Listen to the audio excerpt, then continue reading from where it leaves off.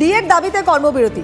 আমরা যেমন সন্দেশখালী দিকে চোখ রেখেছি, সেরকমই ডিএ মঞ্চের দিকে আমাদের নজর রয়েছে। তার কারণ বকেয়া ডিএ মেটানোর দাবিতে রাজ্য জুড়ে আজকে কর্মবিরতির ডাক দিয়েছে সংগ্রামী যৌথ মঞ্চ। রাজ্য সরকারি কর্মীদের এই মঞ্চ বকেয়া ডিএ এবং সরকারি দপ্তরে শূন্য পদে নিয়োগের দাবিতে আজ কর্মবিরতির ডাক দিয়েছে।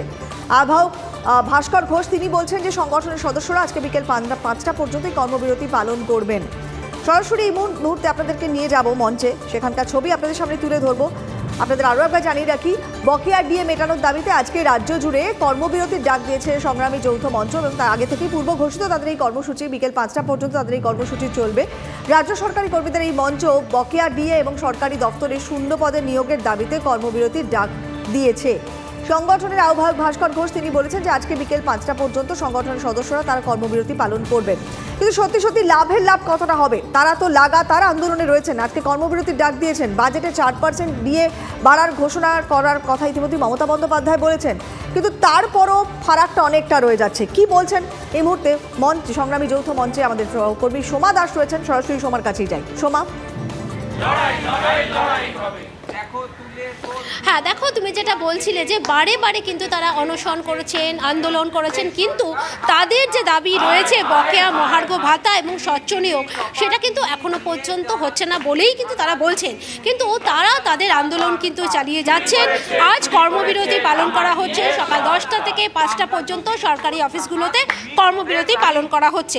আজকে কর্মবিরতি পালন করা হচ্ছে, এই যে আপনারা বারে বারে কর্মবিরতি করছেন, অনশন আন্দোলন সবই চলছে, কিন্তু লাভের লাভ কিছু হচ্ছে? হ্যাঁ, লাভের লাভ তো অবশ্যই হয়েছে। আজকে আপনারা নিশ্চয়ই দেখতে পেয়েছেন, প্রাথমিকে যে 9000 শিক্ষক নিয়োগ হয়েছে তার একটাও এই সরকার দুর্নীতি করতে পারেনি। কোথাও একটা ছেলে মেয়ের কাছ থেকে টাকা পয়সা নিয়ে চাকরি দিতে পারেনি।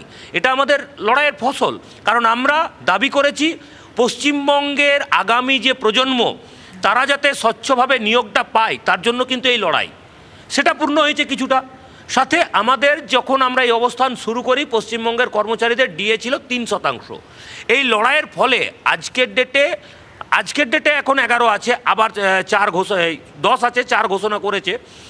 কিন্তু এটা তো 1 বছরের মধ্যে 2বার ডিএ ঘোষণা করা, এটা তো সরকারের এই লড়াইয়ের ফলেই। আমরা লড়াইয়ে পুরোটা এখনও হয়তো আদায় করতে পারিনি, পুরোটা জিততে পারিনি, কিন্তু লড়াইয়ে এই 1 বছরের মধ্যে আমাদের অনেকাংশেই আমরা জিত নিতে পেরেছি। কি মনে করছেন যে আগামী দিনে আপনাদের যে বকেয়া রয়েছে সে পুরোটা কি আপনারা পাবেন, এবং আপনাদের এই আন্দোলন অনশন কতদিন চালাবেন?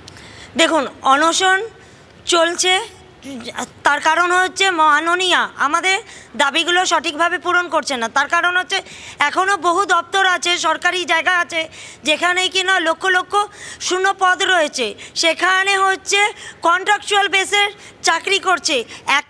তাদের কিন্তু যোগ্যতা আছে, তারপরেও কিন্তু চাকরিটা তাদেরকে দিচ্ছে না।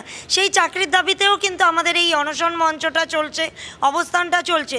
সেই সব জায়গাগুলোতে যতক্ষণ না স্থায়ী পদে স্বচ্ছ নিয়োগ হচ্ছে ততদিন আমাদের এই আন্দোলন চলবে। তার সাথে হচ্ছে আজকে যে কর্মবিরতি বিভিন্ন অফিসে, আদালতে, সব জায়গাতেই পালন হবে। আমরা যতক্ষণ না নিজেদের দাবি পূরণ করতে পারছি ততদিন এই অবস্থান এবং অনশন চলবে। আপনাদের যে আজকে কর্মবিরতি সেটা কতটা সফল হয়েছে? বিভিন্ন জায়গা থেকে কি কোনো রকম ভাবে বিভিন্ন জায়গা থেকে ছবি আসছে। এখনও মাত্র 10টা থেকে আরম্ভ হয়েছে কর্মবিরতি। বিভিন্ন জায়গা থেকে ছবি আসছে, আমরা সেই ছবি অবশ্যই মিডিয়াতে দেখাবো। এবং আমরা বলতেই পারি যে কর্মবিরতি বেশ ভালো সাড়া ফেলেছে। বিভিন্ন অফিস, বিভিন্ন স্কুল থেকে যে ছবিগুলো আসছে সেই ছবিটা যথেষ্টই আশাপ্রদ। এবং আমরা একটা কথাই বলবো যে আমাদের অনশনের ফলে সরকার কিন্তু নড়ে চড়ে বসতে বাধ্য হয়েছে। আপনারা জানেন যে নতুন যে রোপা করেছিল সরকারি কোষাগার থেকে যাদের বেতন হয়, সেখানে কিন্তু এইচআরে 15 থেকে 12% করে দেওয়া হয়েছিল। কোনো সংগঠন কিন্তু প্রতিবাদ করেনি। এই সরকার যদি আমরা সংগ্রামী যৌথ মঞ্চ না করতাম, এরা বিভিন্নভাবে সরকারি কর্মচারীদের সুযোগ সুবিধা কমাতে থাকতো। আজকে কিন্তু আমাদের চাপে পড়ে, আমাদের এই 1 বছরের চাপে পড়ে 11% ডিএ ডিক্লেয়ার করতে বাধ্য হয়েছে। তারা আশাবাদী, তারা বলছেন যে তাদের এই লাগাতার অনশন আন্দোলনের জেরে খানিকটা পরিবর্তন হয়েছে। আমরাও আশা করব পরবর্তীতে পরিস্থিতি পরিবর্তন হয় কিনা, নজর আমরাও রাখবো। অনেক ধন্যবাদ আপাতত।